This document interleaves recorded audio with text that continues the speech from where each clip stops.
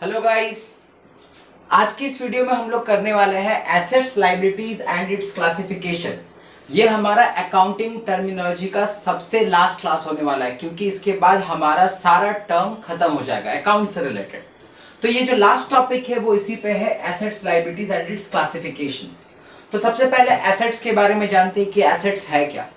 तो मैंने बताया था कि asset is an economic resources that can be expressed in monetary terms are known as assets। इसका मतलब क्या है? इसका मतलब यह है कि एसेट जो है वो एक रिसोर्सेज है और ऐसा रिसोर्सेज है जिसे हम लोग मॉनेटरी टर्म में मेजर कर सकते हैं। क्लियर है? इसका दूसरा डेफिनेशन क्या बोला जाता है? देखो, एसेट्स आर वैल्यूएबल रिसोर्सेज। बात वही है, valuable resources owned by the business. कौन खरीदता है? क्योंकि बिजनेस की बात कर रहे हैं तो बिजनेस ही खरीदेगा। Which are acquired at measurable money cost, मतलब जिसे हम लोग एक्वायर करते हैं, जिसे हम लोग परचेज करते हैं, किस बेसिस पे? जिसे हम लोग मेजर कर सके एट मनी कॉस्ट में। तो कहीं ना कहीं ये डेफिनेशन ही एसेट्स के फीचर्स या कैरेक्टरिस्टिक्स को डिफाइन कर जाती है। क्या है? देखो, इट मस्ट बी वैल्यूएबल। ये वैल्यूएबल वर्ड है ना, ये देखो ये डेफिनेशन ही बता दे रही है, it must be valuable features of an asset. दूसरा, it must be owned by business. क्या है? ये देखो, ऑन्ड बाय बिजनेस, ये डेफिनेशन क्लियर कर रही है। और जो लास्ट वन है, it must acquired at a measurable money cost, ये है तुम्हारा ये लाइन। तो पता चल गया कि एक डेफिनेशन ही तुम्हारे फीचर को बता दे रही है, मतलब एसेट्स के फीचर को बता दे रही है। अब एसेट्स में क्या क्या चीजें आती है देखेंगे। Cash and bank balance, stocks, furniture, these are the assets. अब इसे ही अलग अलग टर्म में हम लोग क्लासिफाई करते हैं। ये तो एक सम अप वर्जन है कि ये टोटल इतने सारे को हम लोग एसेट्स बोल सकते हैं, ये एक सम अप है।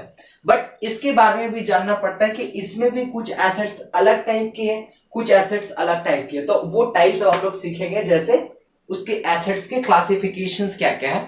चलो देखते हैं। अब हम लोग बात करेंगे टाइप्स ऑफ एसेट्स और काइंड्स ऑफ एसेट्स। एसेट के देखो मेनली तीन टाइप्स होते हैं। सबसे पहला करंट एसेट, उसको लिक्विड एसेट भी बोलते हैं, अभी मैं डेफिनेशन में क्लियर करूंगा। नॉन करंट एसेट और लास्ट फिक्टिशियस एसेट्स, ये है तीन टाइप्स ऑफ एसेट्स। अब क्या है, ये नॉन करंट एसेट भी क्लासिफाई होते हैं दो टाइप में, पहला टैंजिबल और दूसरा इनटैंजिबल। बट सबसे पहले हम लोग करंट एसेट के बारे में समझते हैं। देखो, करंट एसेट का मतलब क्या है? Current asset are the assets held by the business enterprise for the short term purpose. Short term purpose बोल लो, मीट फॉर सेल बोल लो, और management want to convert into cash with 1 year और normal operating cycle of a business. ये क्या है समझना पड़ेगा। देखो, current assets are those asset which are acquired by business. ये तो बात सही है। किस लिए करते हैं? इसे शॉर्ट टर्म पर्पस के लिए करते हैं, मतलब इसका जो टाइम होता है, जो टेन्योर होता है, वो शॉर्ट टर्म के लिए होता है। इसे हम लोग चाहते हैं कि विद इन 1 ईयर ये कन्वर्ट हो जाए कैश में, तो इसीलिए इसे बोलते हैं शॉर्ट टर्म पर्पस। ठीक है? या meant for sale, for example goods purchase कर रहा है, तुमने गुड्स किया है परचेज, तो उसे तुम क्या करोगे? उसे चाहोगे ना कि विद इन 1 ईयर ही वो सेल हो जाए। तो ये सारे क्या है? ये सारे करंट एसेट में आते हैं। उसके बाद ये क्या है? Which management wants to convert into cash with 1 year. इसका मतलब हमेशा मैनेजमेंट यही चाहती है कि विद इन 1 ईयर ये कन्वर्ट कैश में हो जाए, या एक नॉर्मल ऑपरेटिंग साइकिल, प्रोडक्शन जो इंटरप्राइज होती है, प्रोडक्टिव इंटरप्राइज, वो लोग चाहते हैं कि एक नॉर्मल ऑपरेटिंग साइकिल जो है उसके अंदर में ये जो हमारा करंट एसेट है वो कन्वर्ट हो जाए किसमें? कैश में। करंट एसेट को हम लोग कुछ एग्जाम्पल से समझते हैं। फॉर एग्जाम्पल क्या है? डेटर। डेटर मतलब कस्टमर। अब तुमने मान लो सेल किया कस्टमर को क्रेडिट में। अब तुम चाहोगे कि वो क्रेडिट का जो सेल किया हुआ पैसा वो तुम्हें 1 साल या 2 साल के बाद मिले। तुम चाहोगे कि जितना जल्दी एज सुन एज पॉसिबल वो पैसा मिल जाए। तो ये क्या है? ये ना कन्वर्ट इनटू कैश, एग्जांपल बन गया।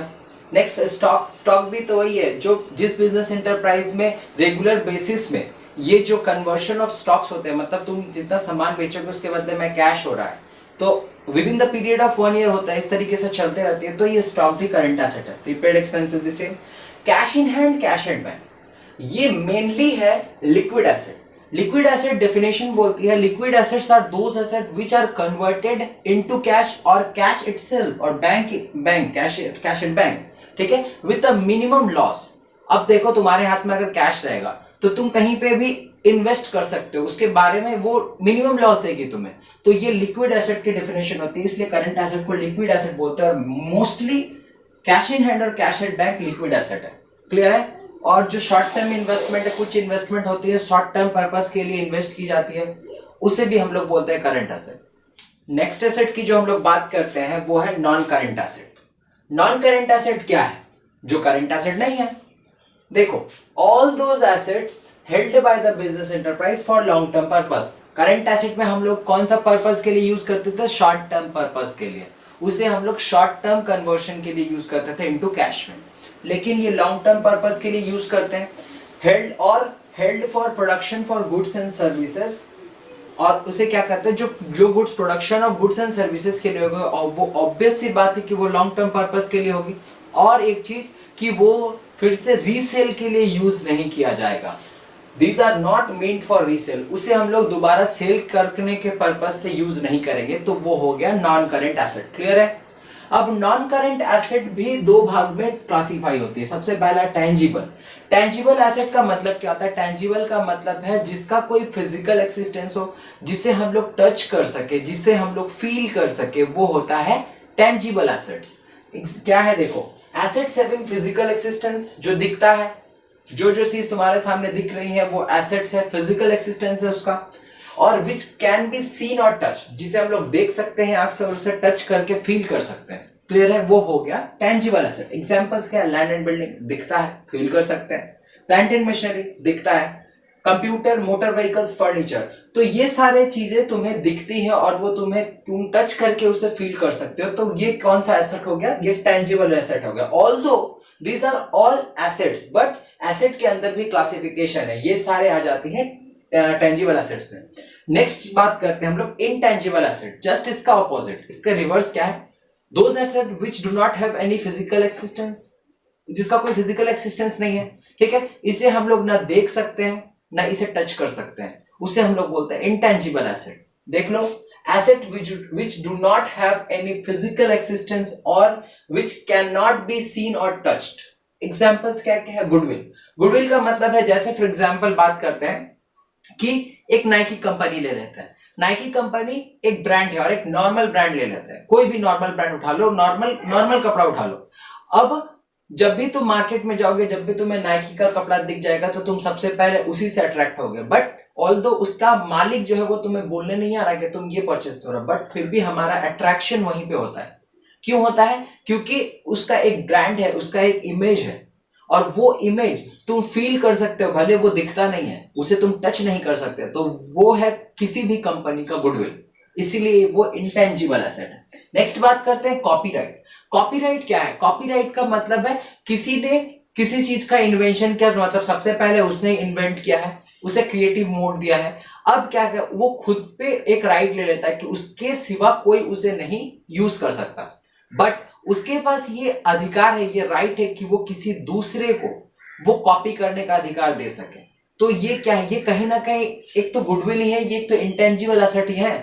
तो इस तरीके से ये इंटेंजिबल है। पेटेंट्स, ट्रेडमार्क, कोई भी बिजनेस के लिए ट्रेडमार्क का होना बहुत जरूरी है, जिसे हम लोग बोलते हैं ब्रांड नेम। जिस ब्रांड नेम से तुम लोग कोई भी चीज परचेज करते हो, एप्पल ले लो, ब्रांड नेम है। वीवो एक ब्रांड नेम है, नाइकी, प्यूमा, ये सब ब्रांड नेम है। तो ये सब क्या है? ये सब है इंटेंजिबल एसेट के पार्ट। क्लियर है? अब जो हमारा लास्ट काइंड ऑफ एसेट है वो है फिक्टिशियस एसेट। फिक्टिशियस एसेट क्या है? देखो ध्यान से। फिक्टिशियस एसेट का मतलब है कि जिसे हम लोग रियलाइज कैश में नहीं कर सकते। अब तक जितने भी सारे एसेट्स थे उसे इन टर्म में हमें कैश रियलाइज करना पड़ता था, मतलब मिल जाता था इनडायरेक्टली। बट ये एक ऐसा एसेट है जिसे हम लोग रियलाइज नहीं कर सकते कैश वैल्यू में, या बोल लो मॉनेटरी वैल्यू में। क्या है?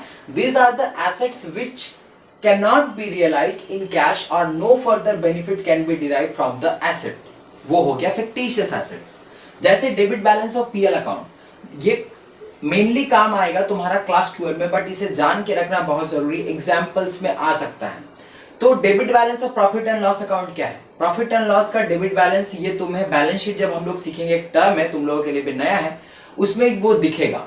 Next preliminary expenses. Preliminary expenses का मतलब है कि मान लो तुम कोई land and building, land acquire करने चाह रहे हो, उस पर बिल्डिंग बनाना चाह रहे हो, लेकिन लैंड एक्वायर करने के पहले, खरीदने के पहले जो टर्म्स होते हैं, मतलब जो कोर्ट से रिलेटेड मैटर्स होते हैं, जो अफेयर्स होते हैं, उस पर रिलेटेड कुछ खर्च करने पड़ते हैं, जैसे नोटरी चार्जेस, ये सब बहुत सारे एक्सपेंसेस है। तो उसे तुम लोग बेनिफिट तो नहीं लोगे, देखो फर्दर बेनिफिट तो हम लोग नहीं ले पाएंगे, बट वो उस पर खर्च किया गया है, तो वो कौन सा एसेट हो गया, वो हो गया फिक्टिशियस एसेट। उसके बाद एडवर्टीजमेंट एक्सपेंसेस, बहुत सारे बड़ी बड़ी कंपनियां हैं जो एडवर्टीजमेंट के लिए खर्च करती है, तो उसे प्रॉफिट एंड लॉस अकाउंट में हर ईयर कुछ ना कुछ अमाउंट डेबिट करते रहना पड़ता है। तो ये सारे हो गए फिक्टिशियस एसेट। क्लियर हो गए? तो हम लोगों ने एसेट्स के बहुत सारे क्लासिफिकेशंस ये मेनली देख लिए हैं और उसके टर्म्स को समझ लिया। अब बात करते हैं हम लोग लायबिलिटी के क्लासिफिकेशंस को लेकर। अब अपन बात कर लेंगे लास्ट टॉपिक, वो है लायबिलिटी।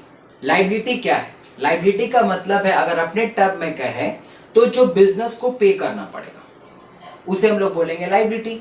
तो द डेब्ट और application which the business enterprise has to pay to the outsider और इनसाइडर, दोनों लेकर के चलना पड़ता है, उसे हम लोग बोलते हैं लायबिलिटी।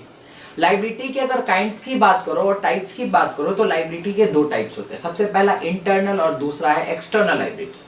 इंटरनल लायबिलिटी क्या है? इंटरनल लायबिलिटी का मतलब होता है the business enterprise has to pay to the owner और प्रोप्राइटर, उसे हम लोग बोलते हैं इंटरनल लायबिलिटी। क्या है भाई, बिजनेस को क्यों पे करना पड़ता है?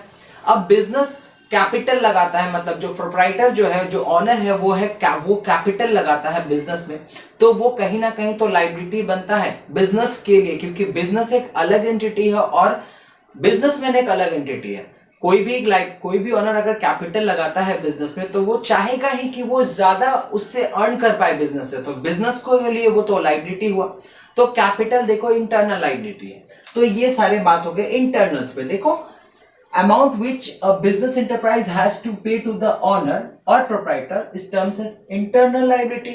एग्जाम्पल्स क्या क्या? कैपिटल बात कर लो, और क्या है एक्यूमुलेटेड प्रॉफिट। इसे इस तीन नाम से जानते हैं। एक्यूमुलेटेड प्रॉफिट का मतलब क्या होता है कि जो प्रॉफिट का कुछ पोर्शन जो प्रोप्राइटर या ऑनर बोल लो, वो कुछ साइड करके रख लेता है कि इन फ्यूचर वो जरूरत पड़ जाए बिजनेस को एक्सपैंड करने के लिए, और भी बहुत सारे रीजंस होते हैं, क्लास 12 में हम लोग पढ़ेंगे, तो उसे हम लोग बोलते हैं एक्यूमुलेटेड प्रॉफिट। तो these are the liability of business enterprise. और कौन सा लायबिलिटी? Internal liability. तो एक्यूमुलेटेड प्रॉफिट इसे बोलते हैं, इसे रिजर्व एंड सरप्लस भी बोलते हैं, इसे रिटेन्ड अर्निंग भी बोलते हैं। अब चले आते हैं एक्सटर्नल लायबिलिटी। एक्सटर्नल लायबिलिटी का मतलब क्या है? The firm has to pay to the outsider is termed as external liability. बस याद रखना ये। अब एक्सटर्नल लायबिलिटी के दो क्लासिफिकेशन है। क्या क्या? एक नॉन करंट लायबिलिटी और एक करंट लायबिलिटी। जो एसेट में करंट एसेट का डेफिनेशन था वो करंट लायबिलिटी का हो गया, और जो नॉन करंट एसेट का डेफिनेशन था वो नॉन करंट लायबिलिटी का। सिर्फ उसमें पैसे की लेने की बात होती थी, इसमें देने की बात होगी। क्या है? Non current liability usually payable after a period of 1 year. Current में विद इन 1 ईयर और विद इन ऑपरेटिंग साइकिल। तो इससे 1 ईयर में जो हम लोग पे कर देते हैं उसे हम लोग बोलते हैं, मोर देन 1 ईयर में हम लोग जो पे कर देते हैं उसे हम लोग बोलते हैं नॉन करंट लायबिलिटी। एग्जांपल्स क्या क्या है? जैसे लॉन्ग टर्म लोन्स, जो 2 साल 4 साल 5 साल के बाद हम लोग जो पे करते हैं उसे हम लोग बोलते हैं लॉन्ग टर्म लोन्स। तो वो सब नॉन करंट लायबिलिटी में, क्योंकि इसका टर्म मोर देन 1 ईयर है। क्लियर है? नेक्स्ट डिवेंचर्स, ये इसका भी टर्म जो होता है वो काफी लंबे समय तक होता है। क्लास 12 में हम लोग इसे जानेंगे।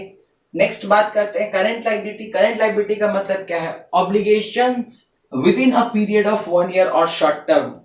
ये हो गया with in a period of 1 year, मतलब वो करंट जहां पे भी with in a period of 1 year हो जाए तो उसे हम लोग बोलते हैं करंट लायबिलिटी। करंट लायबिलिटी के क्या क्या एग्जांपल्स है? देखो क्रेडिटर, जैसे डेटर करंट एसेट था तो creditor current liability. Bills payable, short term loans, bank overdraft. Bank overdraft एक न्यू टर्म है। बैंक ओवरड्राफ्ट का मतलब क्या है? जब जैसे क्रेडिट कार्ड क्या है? वो कहीं ना कहीं एक बैंक ओवरड्राफ्ट ही है। कैसे? मान लो तुम बैंक में तुम्हारा जो अमाउंट है, मतलब जो भी अकाउंट में तुम्हारा बैलेंस है उससे ज्यादा तुम्हें जरूरत है बैंक से विड्रॉ करने की। जितना ज्यादा बैंक से उठा लोगे रेस्ट ऑफ योर अमाउंट, तो उसे हम लोग बोलते हैं बैंक ओवरड्राफ्ट, और at the period of time उसे तुम्हें बैंक को पे करना रहता है, इसलिए वो हो गया बैंक ओवरड्राफ्ट। तो आज के इस वीडियो में हम लोगों ने एसेट्स और लायबिलिटी के बारे में और उसके क्लासिफिकेशन के बारे में फुल टॉपिक को कवर अप कर लिया है, और ये चैप्टर भी खत्म है अकाउंटिंग टर्मिनोलॉजीज का।